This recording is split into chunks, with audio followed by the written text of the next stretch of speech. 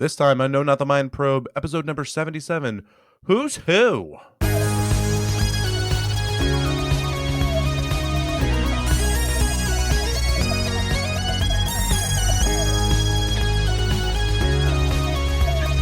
Ooh. Welcome to No Not the Mind Probe.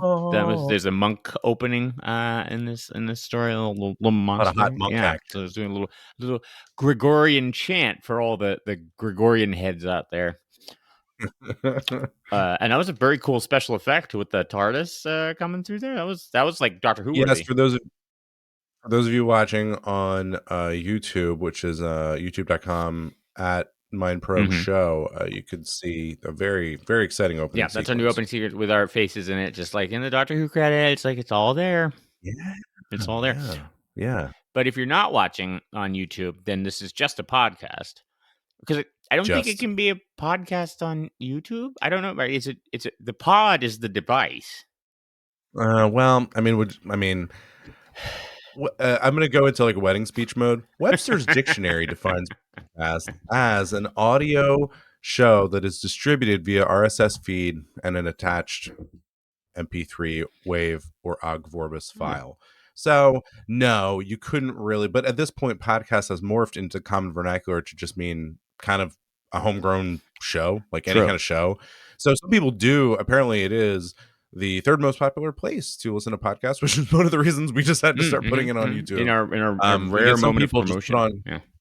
They just put the thing on YouTube and like let it play in the background. So for all intents and purposes, they're listening to it as an audio to thing. be fair, also nobody has iPods anymore. Right? Those are pretty much gone. That's right? fair. I mean, can you buy an iPod? I don't even know. No, they don't make. Well, I mean, you can buy old used one. Yeah. But no. Well, all right. Well, get an iPod. All right. So get an iPod, everybody. Get an first one. Get an iPad. No, don't get an iPad. Okay. Hold on. Take back the iPad. I'm sorry. Oh, God. If you paused it right when Porter said get an iPad and then ran out and now you're back and unpaused it, sorry about that. Let me say this. If you enjoy your iPad, I mean, keep it. I mean, this is not our direction here, but like try it. That's actually my favorite digital device I've ever owned is my iPad Pro from a few years ago. That's my favorite thing I've ever bought, my favorite computer. But don't buy it because what you need is an old iPod. It's overkill. That's overkill, folks. One of those old chunky ones. That's what you want. That had an actual hard drive in it. So occasionally you hear like and we get hot around and then it's got a little wheel and you spin a wheel. Yeah. Well, that was a fun trip down memory lane there, folks. That was fun. And that's the kind of thing you're going to enjoy on this podcast where we watch and rank every single Doctor Who story ever. My name is John Grant, and I am a lifelong Doctor Who fan, and I think I'm going to stick with it. So I've been watching it for 38 years, and I think I'm going to keep going. That's it. That's his commitment here. You know what? I'm announcing it now. I'm going to stick with Doctor Who, I think. Yeah. Okay. Big news. Cradle to grave. Not quite cradle, but I don't know what you were doing when you were 12. I don't know if you're still in the cradle. But my name is Porter Mason. John's been asking me to watch Doctor Who for 26 years. A couple of years ago, I said, let's give it a whirl. And here we are. Like Macaulay Culkin Home Alone shopping at the grocery store. I said, sure. I'll give it a whirl. And here we are, stuck with it now. There we are. Knee deep in it. Each episode we look at two stories. We're going through the new Doctor Who series in order, and then John acts as our Doctor Who sommelier and pairs that new story with a classic story. John, what do we have in store for this episode? Well, it's the first appearance of Clara again. She keeps showing up time and time again. It's the sort of, I guess, forget how exactly this was a sort of half and half season. And so this we had the Snowmen before. This kicks off sort of the regular part of the season here again, or the second half.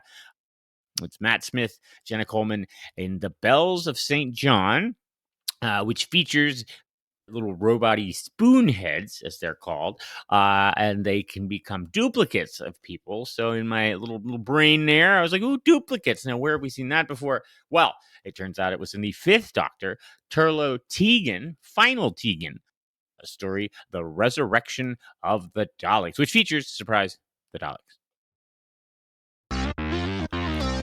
All right, so we'll start with the NuWho episode. This is The Bells of St. John, Series 7, Episode 6. We just mentioned 11th Doctor. Clara, now officially checking in. She is the companion at this point. Well, she made it all the way through this episode, so that's a big move, big moment. Yeah, that was big. It's story number 232 out of 300 total stories at the moment. It aired in March 30th, 10 years 2013. ago. Single episode, 45 minutes long, and John has prepared a little clip. It goes a little something like this. Hello? Hello! Are you all right? I'm in bed. Yes. Don't remember going. No. What did I miss? Oh, quite a lot. Actually, Angie called. She's going to stay over at Nina's. Apparently that's all completely fine and you shouldn't worry like you always do. For God's sake, get off her back. Also, your dad phoned, mainly about the government. He seems very cross with them. I've got several pages on that. I said I'd look into it. I fixed that rattling noise in the washing machine, indexed the kitchen cupboards, optimised the photosynthesis in the main flower bed and assembled the quadricycle. Assemble the what? I found a disassembled quadricycle in the garage. I don't think you did. I invented the quadricycle.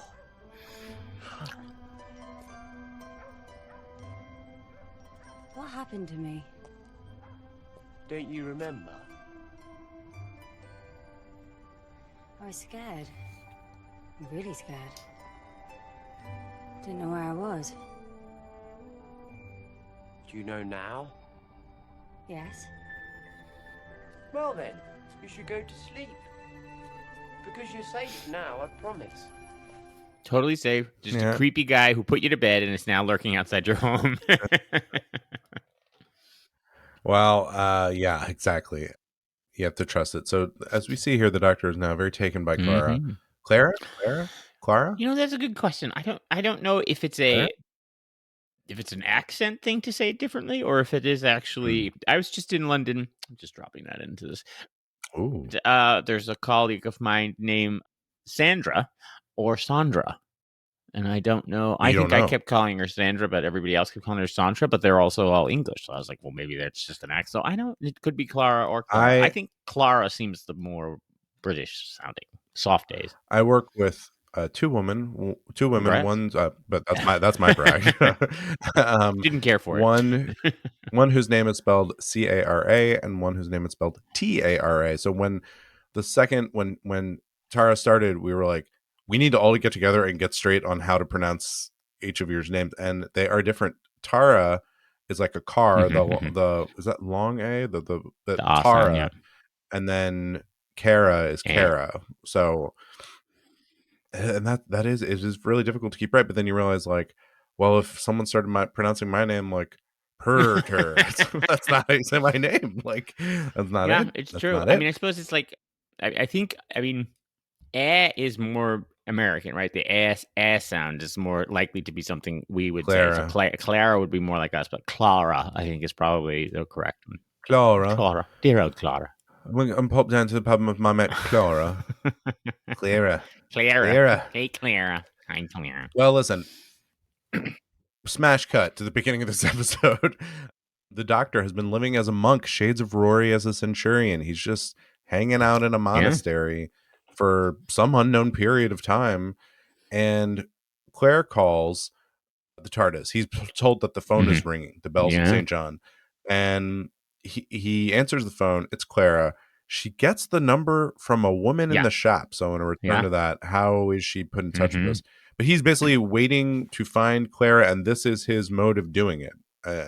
And so he seemed to be kind of obsessing over her, but I don't understand how just sitting there. He was painting things and all. There's a lot of thinking, but no actual. Right. He was painting her.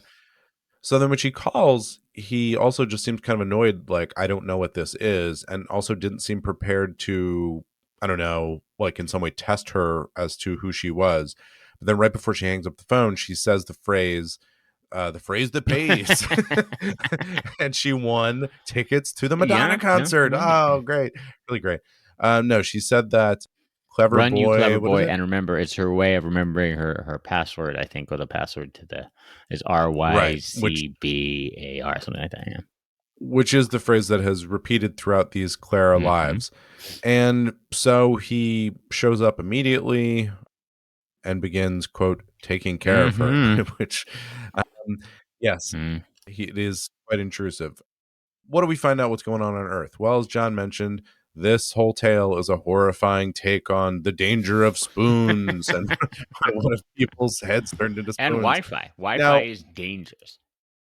this is right. So this is a very common sci-fi theme that does feel very not super dated, but does have a shade of dating to it because it's this particular moment in history where we did all have mobile Mhm. phones and we did want them connected to the Mhm. internet, but the mobile internet was really Mhm. terrible. So we were constantly hunting to get our mobile devices onto Mhm. Wi-Fi. Mhm. Whereas now I think generally like Wi-Fi is just pretty much at home. In fact, a lot of times if I'm using my phone and I'm near my house but not in it, I turn off the Yeah. Wi-Fi or It's better because out. the mobile internet is Yep. so much better. Yep. I do that too. But that was not the case at the time. So everyone was always going around and just getting onto random people's Wi-Fi It's true. networks, and we were For happy some to do reason, we that. weren't securing our Wi-Fi either. We didn't discover password technology or something. Yeah. Yes, and that was beginning since the beginning of Wi-Fi that was available, but everyone was just like, I'm sure it's fine. There was almost this kind of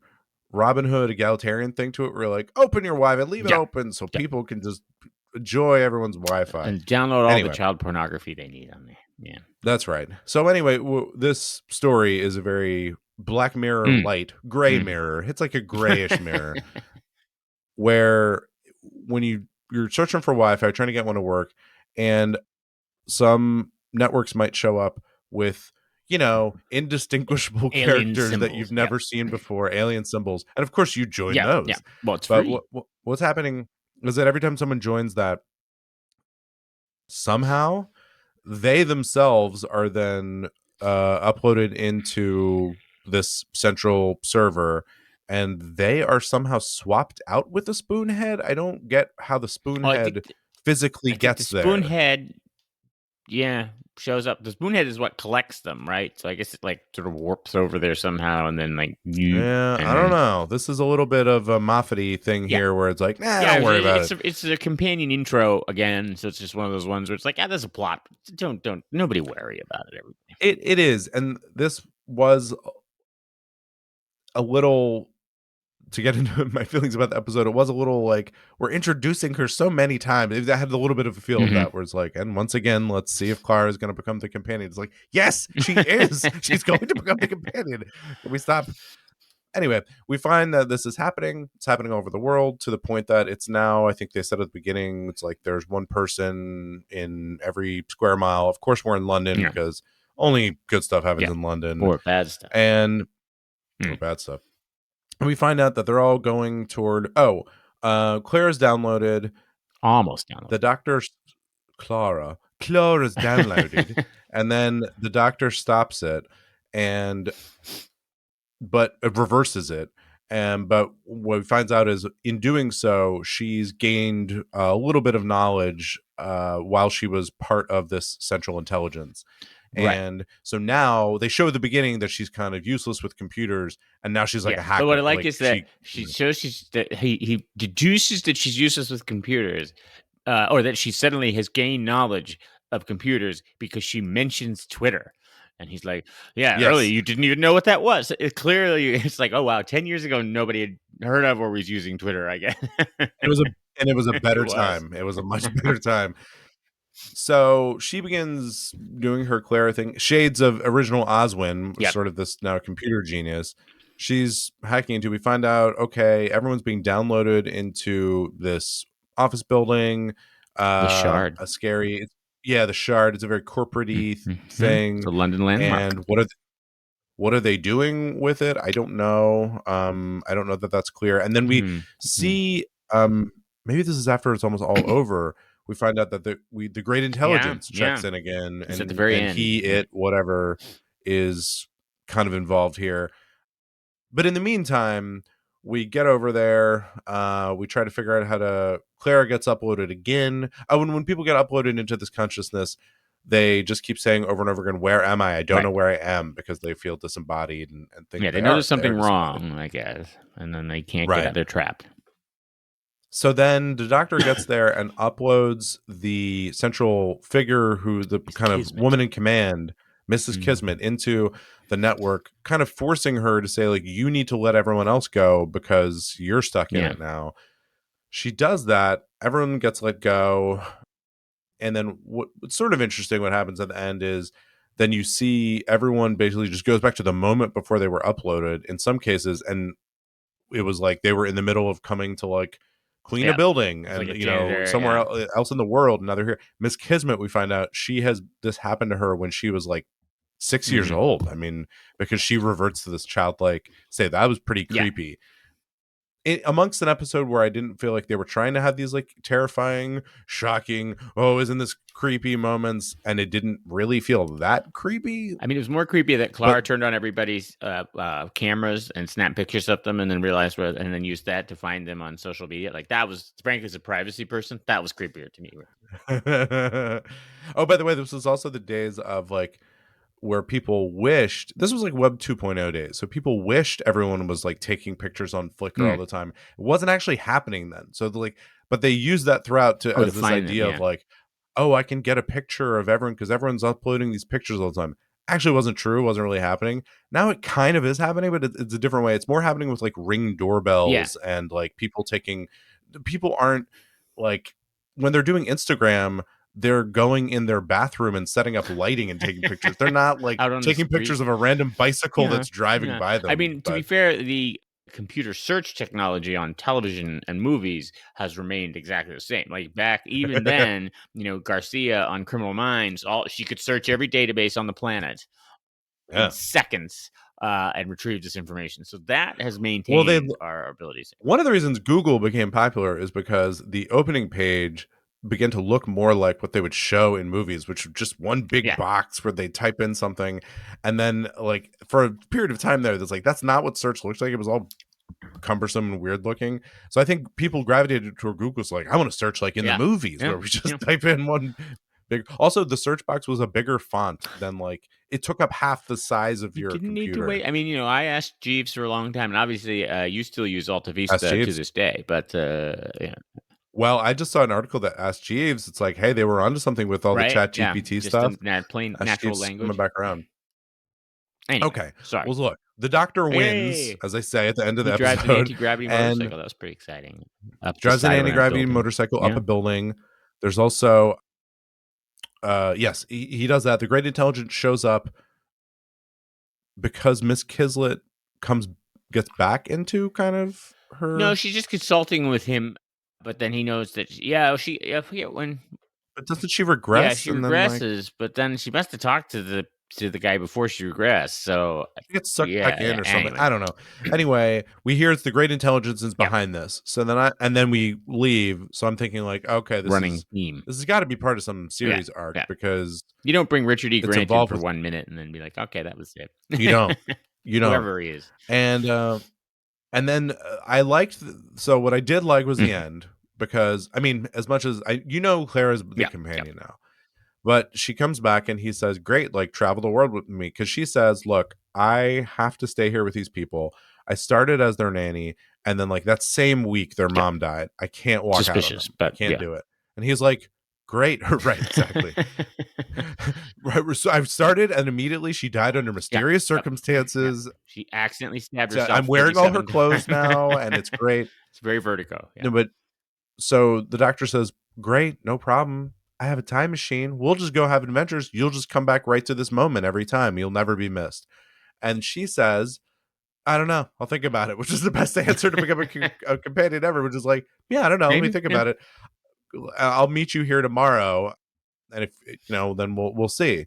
So I thought that was a good ending. Obviously, she's going to become, but it showed a lot about her as a character, I thought. And you do see that she's trying to stick by the family and whatever. And so, like, you learn a little bit about her. I didn't feel like I learned as much earlier in the episode, but I feel like some of those moments you learned a little bit more about her. Yeah, and that was it. This felt, for whatever reason, this felt a lot like early Rose episodes to me, where it's like we're just kind of hanging out in London. Kind of a fluffy story. I don't know. I mean, yeah, it's built. There's a big London landmark, right? It was the Ferris wheel before, or the Eye, excuse me, and then this time it's the Shard. Yeah, it does seem to, they're all the major London landmarks are secret bases, and that goes back to the 60s. The post office tower, which is this weird looking antenna like building that just it looks like somebody built a futuristic building in the 60s and we're like and of course it's immediately dated. It's still there, but that was the headquarters of a robot or a computer that was trying to take over the world. Now, you've just been to London. Is that true? Are they all As secret far as I bases? know, yeah. I mean, as Okay. far as I'm aware, I make the rounds. I'm like, hey, it's up secret base people, and they're like, hey. Well, here's the test. While you were there, did it become clear to you that any of them were bases? Because if not, then they are secret bases. Yeah. Okay. Yeah. As far as I know. Oh, that thought's kind of fester. Keep it rattling around in there. Did you recognize the Miss Kismet is played by Celia Imrie, who looked familiar, but I looked her up and I don't know that she just seems like probably one of those British character actors who's in everything and has been like appeared in one episode of every single show ever. She's in the Bridget Jones movies, Nanny McPhee, Exotic Marigold Hotel, which I did see that too. Yeah, she looks familiar. Yeah. I kept thinking she was Moneypenny from the Bond movies, but she's not. So wrong. So don't think that, everybody. No. Sorry. Okay. So no. Yeah, I mean, there's just it's a very fluffy episode. I mean, I do like there's some cool epic scenes, right? I do like the bit where they're turning off the lights to put a spotlight on them, but then then they fly to the TARDIS lands on the plane and they land the plane and like that was really cool. Yes, that was cool sequence. And then obviously driving the motorcycle up the side of the shard. Jenna Coleman continues to charm. I find her great. Did you catch, by the way, the Amy appearance or reference? So no, the girl that Clara's, that she's taking care of, is reading. I think it's called Summer Falls, a book by Amelia Williams. So the implication being that Amy wrote books of some kind, which I guess makes sense because she published Rivers' Melody Malone book, right? I mean, that was so I guess it would make sense. She stayed in the publishing industry instead of modeling, which is good. I like that a little bit better for whatever reason. I don't know why that still bothers me. I like the little unit appearance at the end. Those are unit troops that come in and take over. And then yes, going back to your initial question, and I have to give Moffat some props. That woman in the shop thing is resolved 2 seasons later, and with a very major reveal. But yes, that sort of mystery sticks around the back. It's interesting. It's hard to. So the thing about Clara is that she's a mystery, right? So she's sort of a mystery. The Doctor doesn't understand, the impossible girl, and how does she keep showing up and stuff and things like that. So it's kind of interesting. It's like you have to hold back your character a little bit. Right. So, normally you'd be like, all right, here's their complete life. And here they are. And she works in a shop and she's got a boyfriend and this and that. And the other. It's like, well, here you got to be like, all right, if we got to understand the mystery a little bit, we're going to have to not give you the full picture of her life. So I wonder if that inhibits the writing. It must a little bit. Although I think I was trying. Well, I don't know. What do you think she's different than Amy? I was trying to decide. The character, the performances, she's very good. As she sort of holds her own with Matt Smith. The chemistry's great. But I kept thinking, I was like, I think she's a different character than Amy. I mean, but she's also very plucky and tells the Doctor what she thinks. And, she's also very in control. I don't know. I couldn't decide. Well, we don't know much about her background yet. And actually, that was my criticism too. I guess part of this is it's very interesting that we don't know her background, and I don't feel, or just about her, and I don't feel like we learned that much in the episode. She just continues to be kind of his girl Friday, kind of a rapid fire, companion, but I don't know. Different than Amy. Yeah, I think Amy is a little more maybe hot-headed. Yeah. But yeah, there's not. I don't think you see a huge distinction yet. For example, between like Amy and Donna, or like Rose and Martha, like they're pretty different right off the bat. True. So no, I don't. I mean, she's different, and she's good, but I don't think we know like what is her. We don't. But I like her. She's charming, and then also I think again we're just seeing the benefit of like.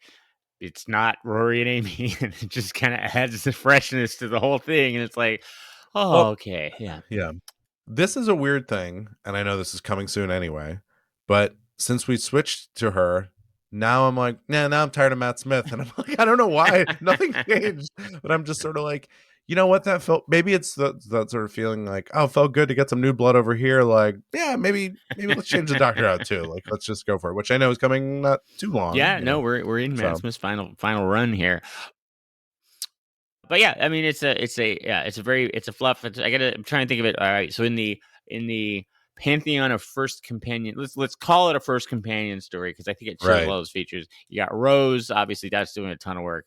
You got Smith and Jones, that's Martha. That was probably one of our favorite. I think we talked about. But I feel like Rose sets up Rose better. Does have a kind of alien story going on. Introduces you to the whole concept of like. Does do a lot of work, but I think like kind of does it way more efficiently than. But again, I think it comes back to you have to deal with. Normally, the show's about the companion, right? Or as Russell Davidson said, it's their point of view, and it starts with their story, right? It's sort of and then the doctor's this crazy thing that affects them. But you're telling you're telling the Rose story, you're telling the Martha story. But again, here it's more the doctor's point of view because it's like, who is this mysterious person, right? Like, it's not her story. It's his trying to figure out what her story is. I will give Moffat credit. We'll see this as we go along. This mystery does wrap up within a reasonable amount of time. It does not overstay its welcome. And then he sets up 2 additional character arcs basically for her, which is nice. So like every season, she kind of has a new story, which is pretty nice, but that lies ahead. That lies ahead. Well, other ones. I mean, Donna. The adipose one intro. I really liked Martha's intro. I know that wasn't like it was like I loved that episode. And then Amy's though is the best. I mean, Amy's intro is the best. But why don't we move on to our classic episode here? Speaking of the best, Resurrection. Speaking of the best of the best, or the most. It is the most Daleks. No, it's not the most Daleks on screen, but it's the most like Dalek. Like, let's just jam in all the random things about Daleks. Well, it's the most. Notoriously, this is the Doctor Who episode that has the most on-screen deaths. More people die on screen. So, just a light, fun Saturday afternoon massacre. That's why Tegan walks out at the end. She's like, you know what? I'm just... What am I doing here? This is not fun. Spoiler alert to 10 minutes from now when we tell you Tegan is leaving. Resurrection of the Daleks. This is season 21, story number 4. We of course have the 5th Doctor, Pete. I like to call him Pete. Uncle Pete. Pete Davidson. And he is joined by Tegan and Turlo and a cast of Dalek thousands, including Davros and the Supreme Dalek. Right? Hangs out, checking in. This is a rare one that is actually using the 45-minute format, or maybe this whole season. I don't know. They experimented it. So they were like, I forget exactly what the reason was, but they basically experimented with the 45-minute format just for this one.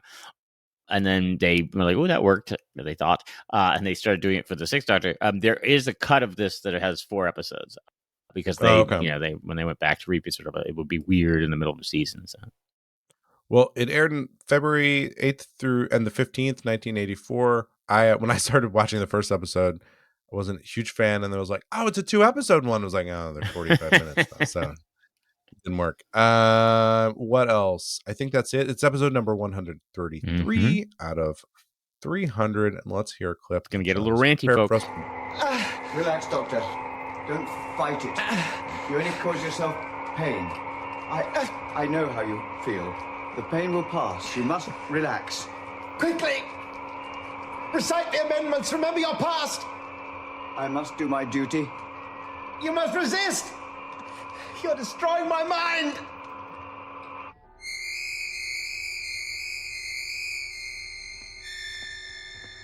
The Daleks have secured the self-destruct chamber. The station is safe. Excellent. And the Daleks have taken the Doctor prisoner. Better still.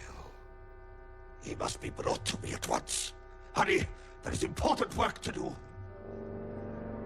I have waited a long time for this. Once the Doctor is exterminated, I shall build a new race of Daleks. They will be even more deadly. And I, Davros, shall be their leader. This time we shall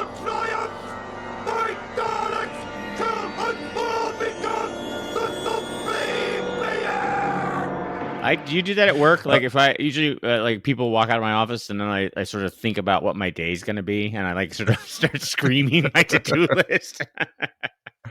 I like that he says all that, and I feel like the Dalek who's talking to him, or the soldier is like, "Well, thanks, but that's not what I asked you." It's like, it just goes on So this whole rant. nothing It's for like, the lunch that's not order. really Is relevant. that where we are?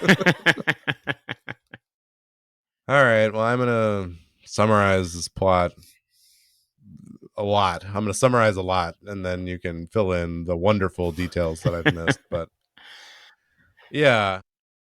Okay, first we have some great slanted camera acting from the Doctor, Tegan Oh yeah, Turlow, they're where turbulence. Yeah, this is a rare cliffhanger from an earlier story in the 80s. Like normally in the 80s, it's just a clean break, but this continues directly Right. on from the last story, which we have not seen. So they're kind of careening out of time control, and so they're like, "Hold on, I'm gonna pull a wheelie here," and they're hanging on for dear life to the TARDIS. Oh, going back to the NuWho episode really quickly, I kind of got a better look at the new TARDIS that past episode. It's really nice. I like the little designs up on the top, but anyway, this one is not so good. It's fine. No. Anyway, they get caught in what they describe as a time corridor, and they show up in who would have thunk it? London. And I guess present day, but I didn't even realize it was present day until Tegan leaves at the end. It's like because they're just in sort of. I think that's a famous-ish area. Like I mean, it's like obviously an industrial area or something. But I think people would have recognized it. I did not. Yeah, that's just Valley. So we have a crew here. I think we see the Daleks pretty early on. But anyway, where we end up is that the Daleks are attacking this structure. Space station, yeah. A prison that the only prisoner is Davros, the creator of the Daleks? Is that Genesis of the Daleks. We have not... He had appeared once...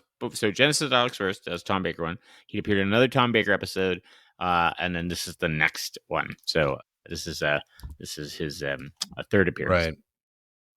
So they go in there and they break him out, and then I didn't quite gather how the mind control was working, or no, they were cloning people, right? They're duplicates. They may be androids or something, but they have they take the people's memories, and they're either clones or robots, and they put their memories in them so that they're convincing. And so it's a right. I mean, basically, this is Blade Runner.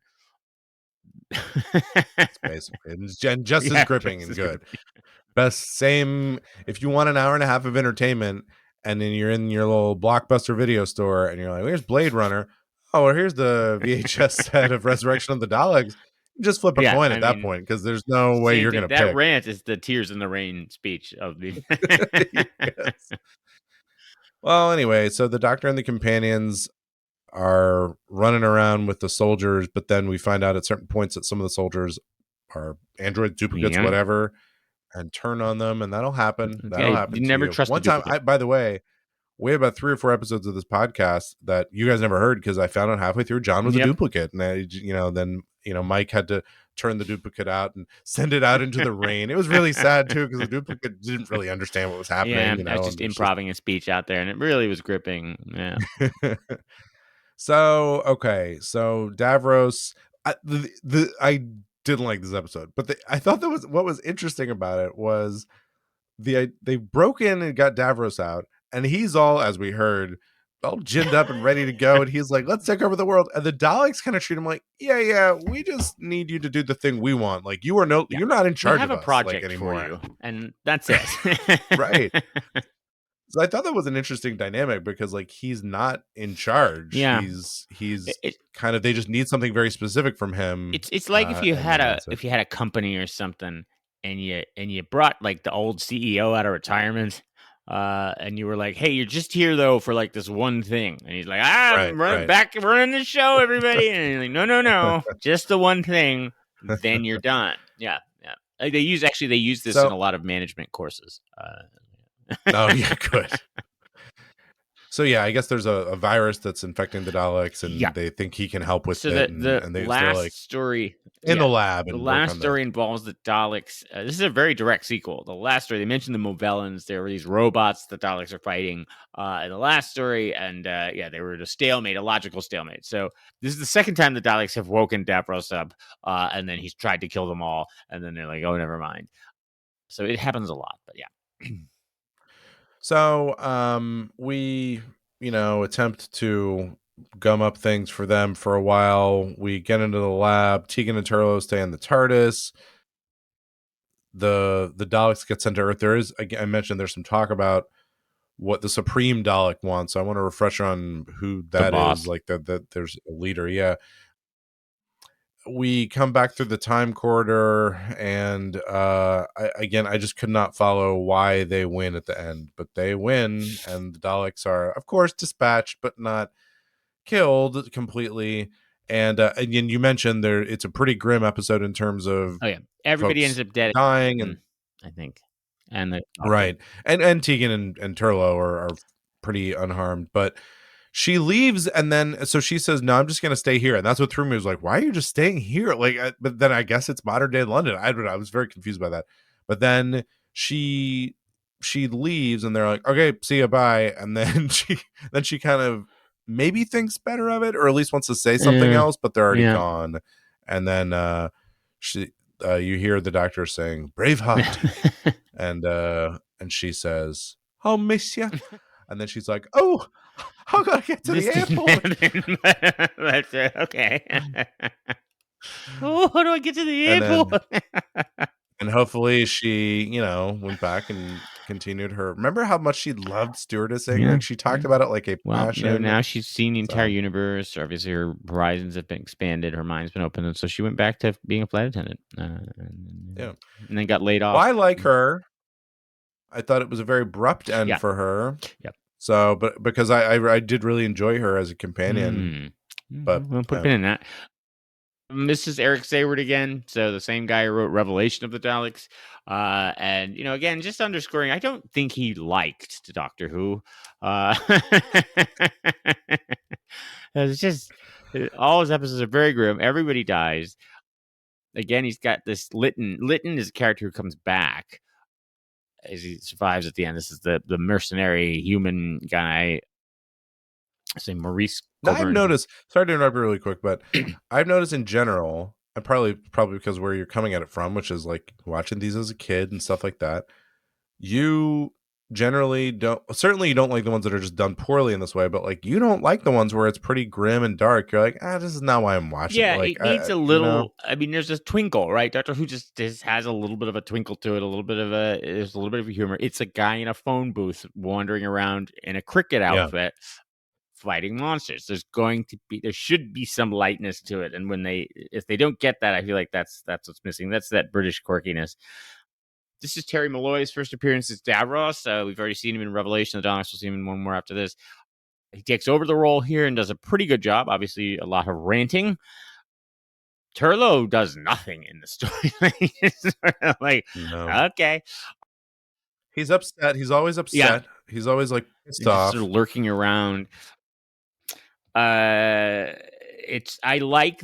do like how they use Davros here. I like that it's sort of manipulative and like it's like they could just bring him back and be like, okay, you and the Docs are friends now, and you're gonna do this thing. But they're like, okay, they're sort of playing against each other and scheming back and forth, and I think that's a cool dynamic, and I do like that. And then I will call out here that this has all Doctor Who fans love it when there are clips from old episodes in a story, and so got all the companions and the doctors in the background on the screen, and that's everybody's like, oh look, it's an old episode. We sort of talked about that in another episode, but it's like, is it like this weird, almost like a pride that you feel like I know what that is? Like I know that. I mean, I think it's also like they just especially then even it was just starting to get VHS tapes of the shows, so it's like that was kind of it. Like there are no repeats, and so it's like, oh, there's a half a second from the War Games. Yay, I've seen the War Games now. Now they didn't show Troughton, no, they didn't show Leela. They did not. They forgot Leela in this little rewind, which of course fans are like, well, see, this is clever because the Doctor deliberately protected her because she's on Gallifrey, and these duplicates were supposed to go back and assassinate the High Council, but they wouldn't know who That's Leela why. was, so that would be the Right. giveaway. Probably that's not what was going on there, but that's also it's why this is such a poorly plotted story. Is that's just like a throwaway, like, right? I mean, so there are these duplicates who are taking over key positions in government, which, by the way, at the end, they're just kind of like, yeah, I'm sure that'll work itself out. Like, they don't even really address it. And then there's just sort of a throwaway line. It's like, oh, yeah, also, we're going to send these back and assassinate the High Council of Gallifrey because, it's just like, what is the plan here? Yeah, it's just the time corridor. For some reason, there's a time corridor. It's between the 80s Earth and this futuristic space station. Not 100% clear why that's going on. Well, I guess look, John, I wish it wasn't, but that is where the time corridor is. That There's nothing is to be store done. the canisters of the virus. I do, for whatever reason, I seem to recall when I was a kid, I thought it was very amusing that when the Daleks get the disease, suddenly like shaving cream shoots out of the sides. Well, they show the little buddies inside, right? Yeah, well, you show definitely some see of them? little and there's a little hunt of the little mutant escapes and is in there wandering around. It's cute. Shades of Yeah, a Alien. little bit of Alien going on because they find a Actually, cat right around too, that don't time. they? Even just like Alien, yeah. 84, so wouldn't Alien Alien was 79, be right I think, around and then maybe Aliens was what's going on here. Okay. Yeah, so this is it exists. It's there.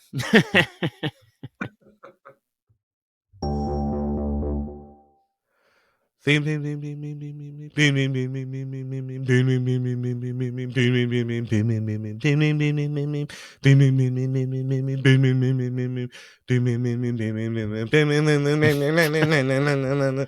anyway, that's a hit from the band Chicago. But I was going for the theme Echoes because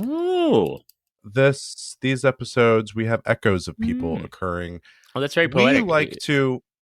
And actually, I'm going to include something from a non-fan of the show, John Marnell. I'm going to introduce this into our introduction of the themes. We are adherents of the repeating themes here on Oh No, Not the Mind Probe. But he left us a definition of themes. I'm going to incorporate this. Thematic analysis is a method to analyze qualitative data that involves searching across data to identify, analyze, and report repeated patterns. And we are here to identify, analyze, and report. You will hear it here first. We see those patterns in Doctor Who. So thank you, Johnny Marnell. Thanks, Johnny Marnell, in our research department. What themes did you want to talk about? Let's talk about Tegan. Listen, we got to talk about Tegan, guys. Okay, sure.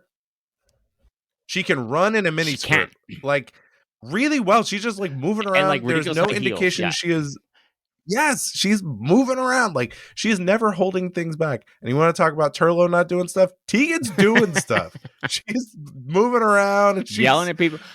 She tells apparently stories about how, because she's wearing those very tight sort of crop top 80s tops or whatever. And she said, and during a lot of the running, apparently, often things would pop out. And then they have to be put back in. So yeah, I guess that's a problem of something that happened in the 80s. But probably doesn't now. Yeah, Tegan's a different companion. I mean, maybe we can compare her to Clara from sort of what we're seeing so far of her. But Tegan is sort of the companion that didn't want to be a companion, right? She's kidnapped by the Master after her aunt is murdered, and she ends up with the TARDIS. And she spends the whole time wanting to go back to her air hostess days. And sort of always kind of sniping at the Doctor, and she's not. It's funny. She's like, "It stopped being fun, Doctor," and you're kind of like, "Was it ever fun? I don't know that you were ever having a great time." It's kind of a little bit sarcastic and bullshit or whatever. So I don't know. Do you like? I mean, I think I like Tegan. She's probably she's actually one of the second longest. I think is sort of Jamie, Sarah, and Tegan is sort of the long running. I mean, she was in it for 3 seasons, 3.5 seasons. She's been there for a while. But do we like Tegan? And does her energy? Could we have other Tegans, or is it kind of you can't really have people who don't want to be there very often? Well, I mean, obviously, I haven't seen as much as you have of her. I never necessarily got the feeling that she was unhappy there, but I do get I understand maybe that feeling of like that she was thrust into this thing. But what I always liked about her is that she was kind of brassy and was always like always has a good heart and is even if she is thrust into these various situations, she's never, like I said, she's never sitting in the back crossing her arms like, well, I don't know about this. Someone Yeah. this better get figured out. She's very, very much like puts herself right into situations. So I just like that. I mean, I wouldn't mind seeing another companion similar to her because there was something about her background too where she wasn't a scientist. I personally am not a huge fan of like the Yeah. Romana, like I'm super smart and an alien and all knowledgeable. I kind of rather have the fish out of water aspect of it. So I don't know. I like her. Yeah, I mean, I think I do too. But I mean, maybe it's also she gives the doctor as good as she gets. I mean, she's a little snipes at. Again, I don't know. Maybe Romana, maybe the second Romana was also a little bit like this. And well, I mean, contrast it to although she's not reliable, but then Perry, who is sniping at the doctor all the time. But Yeah, they're more yeah, but fighting. not Like, in yeah, it's not like but also Perry wanted to be there or supposedly wanted to be there. I don't know maybe what jars with that is that her behavior doesn't quite square up, right? It's like, oh, she liked it, then maybe she'd be nicer to him. Although, yeah, like Tegan always seemed to take every individual adventure as like, okay, and I don't even you're telling me that, so I'm assuming that that's what it is, that she was always like, well, I'd rather be home, but here we are, and then I'm gonna kind of make the most of it and figure out how to get out of this thing and solve what's going on. Like she was always very practical and kind of, that I've seen of yeah, her, and I just always appreciate that. I don't know, so she just seemed like a positive force. So she was with both the fourth and fifth Doctor, or yeah. just the So fifth? similar to Perry actually. So she came in as sort of the last. She came in Legopolis. Remember, he picks her up right at the end. The Master outside the TARDIS, where they're changing the Logopoulos was her yeah, first. right. The gripping storyline where she's Oh, changing a okay. tire for 2 episodes, where it gets started. Like the Clara story. That it was Moffat's original Oh idea. yeah, I He's like, what if remember she was changing a tire for a while, and that was a mystery. So yeah, similar actually to Perry. Starts with one doctor, then immediately gets another one. That is supposedly one of the. I don't know if it's been retconned or if that was the idea, but one of the things with Perry is sort of be like, okay, she signed on with this handsome young Peter Davison who's nice and friendly with everybody, and she's like, "Oh, I'm going to go off and travel with this guy," and then he turns into Colin Baker, who tries to kill her in his first episode. It's just like so. There's like maybe that's the resentment there, just a little bit. Maybe that's kind of the problem. How about this? How about this? You have Tegan, who I guess you're saying was pretty different from the companions who came before her. Is that Yeah, fair? I think so. Okay, so then Perry is like a Mark II. They try to do this again, and this Yeah, doesn't and then work. Ace, or then Mel. In some ways, Mel and Ace, Ace. yeah. In some ways, Ace is sort of reminiscent of this, but she's got the young thing, so that's kind of to me like a Yeah. different thing. So I'd say like Tegan, and then you go to Perry as the next version of this, but doesn't work well. I think Donna's kind of I the was just gonna final say version of Donna might this. be the next. Yeah, It's the perfected yeah. version of this. She's funny. She does kind of want to be there. She's kind Yeah, of she like pushed. on Remember, a she's like, lark. "Oh, I want to go. Like, I've got all my luggage, and I turned you down first.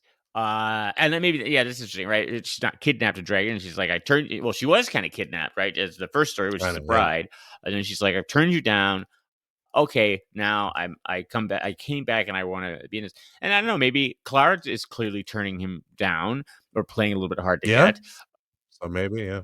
And so shades of that there. I mean, we compared to like.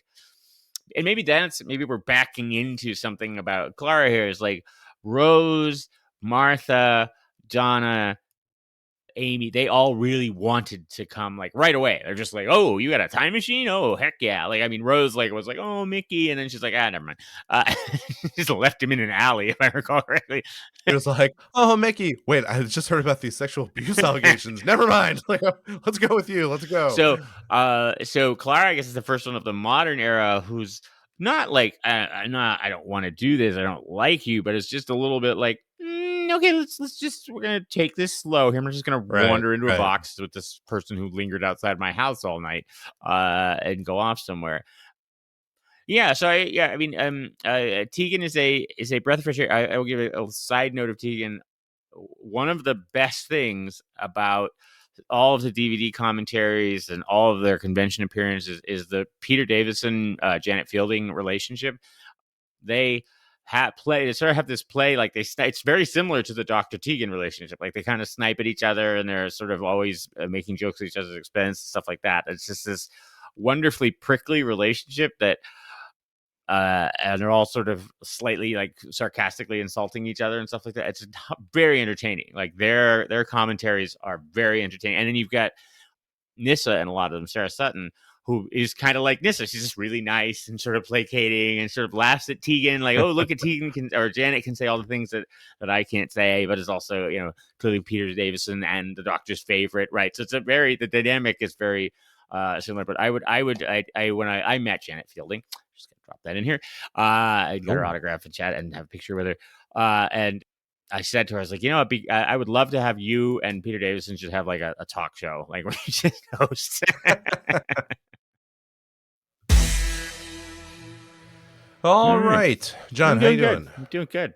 Good. Yeah, I got dragged into this podcast in a similar way, right? I was minding my own business. I was just minding my own business, waiting to die of COVID. And that was all. And then you were like, "Hey, let's do something." I was like, well, and you were an air steward, and you were like, "Hey, all the planes are grounded." Like, and then my aunt was shrunk. Here. It's uncanny, actually. Weird. Look, we like to rank all these episodes. That's kind of what we said at the beginning of the show. So we got to do it. We've ranked 152. Ooh, so I jumped ahead there. 152 Doctor Who stories, and now we're going to rank these. I will go first, since that's what you always do. Bells of St. John.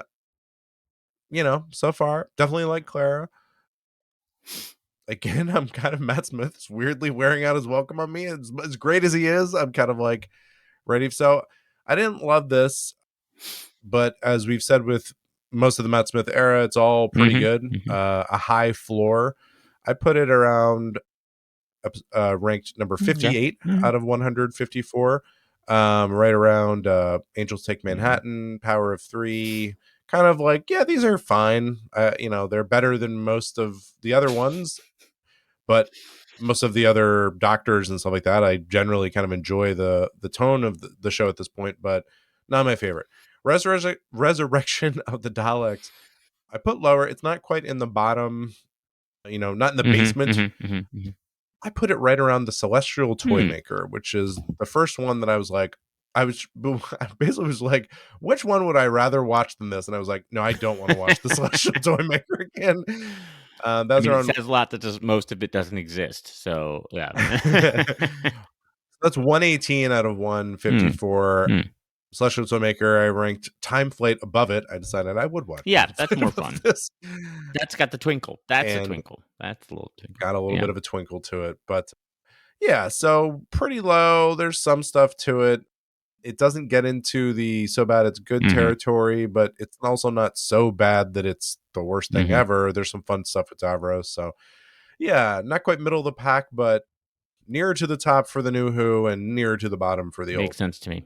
Yep. I think we're pretty aligned here. So I got the Bells of St. John. I got a little bit higher. I like it. I think it's refreshing. It's like a nice cold drink on a summer day after a lot of intensity, and you got the Amy and Rory thing, and you also got Clara has died at the end of the last episode, which gives a little bit and you got the Doctor. I think this one the Doctor's finally happy again, right? He's enthusiastic and engaged. Well, remember, he's been alone for so long. Yeah. He's been just so alone. Amy and Rory are barely there, just every few minutes. Yeah, so I've got it number 33. It's right around the Lodger, just above the Gunfighters and the Time Warrior. I just said it kind of it's one. I think it's never one that I'm like, ooh, I want to sit down and watch that one. I feel like watching the Bells of St. John, but then when I do watch it for whatever reason, I'm just like, oh, that's nice. Like it's just a light, fun, effervescent, frothy little episode, shall we say? Resurrection of the Daleks, as you may have guessed, is another not favorite one. It probably I probably rewatched it a lot more because Peter Davison probably says I like Peter Davison. This is his only tussle with the Daleks. and it's got a lot of, especially as a kid, I think I liked it. It's got a lot of explosions and Daleks in it all over the place doing Dalek-y things. And but it, as a mature adult, a cognoscente of Doctor Who, it doesn't have any happiness. It's just Eric Sayward being like, the universe sucks and everyone's murdering each other, and here everybody's dying. And I don't like Tegan. I'm making her leave she's gonna too. be like, What do you think about that? and not even. Maybe this probably should be a little bitter resentment of like, Tegan was one of the longest serving companions. She's been around forever. And he doesn't even give her the dignity of like giving her a nice right, like, or even just setting up that she was gonna leave. Like, if you wanted to give us to be like, hey, Doctor, I'm not really having as much fun as I used to. Nah, this is probably gonna be fine. Like, I mean, just like throw in a few lines in an earlier episode to be like, maybe I'm thinking about wrapping this up, and it's like, I'm out. Well, and she says she's gonna leave. And the Doctor doesn't put up much resistance. He's kind of like, all right. Well, yeah, I guess I should rethink what I'm doing. All right, Tur, let's go. So anyway, I've got this at number 130, below The Creature from the Pit, which is the disaster from special effects, but it's still fun and light. It's above Love and Monsters. I'll give it that. And actually, it's above Delta and the Banner. I'm not happy about it, but that's where it is. So Sure. Well, we'll look at the old supercomputer here. We put our rankings together, and Bells of St. John checking in at number 38 out of 154. So it's up there, hanging around in a good place, and we're not too far off from each other. Resurrection of the Daleks is, you ranked at 130, and it is 130. It is tied with it's tied with The Hungry Earth, Cold Blood, another one I don't like in the overall rankings. I was just going to do something here let's check in and see. I know this is only episodes with Dalek in the name, but most of the Dalek episodes do have Daleks in the name. And I just wanted to check in. Yes, Resurrection of the Daleks. It's still checking in above Revelation of the Daleks, but other than that, that is our worst ranked Dalek story, Resurrection of the Daleks. We have Genesis first, Planet next, Dalek Invasion of Earth third, Power of the Daleks, Victory, Day, Asylum, Death to the Daleks, Dalek. Then Daleks in Manhattan, Evil of the Daleks, Dalek Invasion of Earth 2150 AD, and then Resurrection and Revelation. So it came in above Revelation, but that's it. Other than that, that's the worst ranked Dalek story we have. Yeah, well, that's about right. So look, you can see these rankings along with a bunch of other stuff on our website, mindprobe.show, which you can go to and check out. It has rankings. You can filter them by Doctor. You can filter them by me and John's rankings if you want to see how a newbie ranks things versus a seasoned veteran. Yeah. An expert, exactly. But I would say, like, you can see how a newbie ranks them, me, toward like how they really should be ranked. John. And you can check out the watch order if you want to watch along with us, and all the old episodes. That's also where we embed the videos if you want to check it out there. You can email us, Porter at mindprobe.show, John at mindprobe.show, if you have any questions, if you have any suggestions, anything you'd like to rap. Tell us. Do you just want to rap? Just want to turn around a chair and turn your baseball cap backwards and just rap with us like a good high school guidance counselor. John, what do we have in store for the next episode of this podcast? Okay, so we're moving on in the Matt Smith years, and we got there's a whole lot of aliens coming at you. Like, if you like aliens who are very alien, then these are the episodes for you. We got a menagerie of monsters here. So Clara goes to space. Actually, that'd be great if that was what the episode's called. That'd be a great title. But it's not. They go to explore the mysterious rings of Akaton. I think I'm saying that correctly. Very interesting episode that features a very epic moment. So I've paired that with another sort of Monster Fest, maybe the first Monster Fest. Not the first monsters, but certainly the first story that also marked by everybody in the story except the Doctor and his companions are in a costume. So it is the 6-part epic, The Web Planet. It's a Hartnell, Ian, Barbara, and Vicky story. Vicky is back, checking in. I like Tegan. I'm gonna miss her. I mean, I'm also gonna see her be back because we're watching these out of order. So. We maybe haven't. So we've seen Legopolis, Castrovalva, Time Flight. Maybe you haven't seen too much. Or Modern Undead. I guess she's in all the days. I feel like Well, she's made an impression on me. I always like her. And I was genuinely impressed during one sequence where she was running in the high heels and like leather skirt. It's like, how do It you is do impressive. this? You should get Mrs. Probe to do that. I'll try it. I'll ask very politely. Mind Probe, that show is where you should be going right now.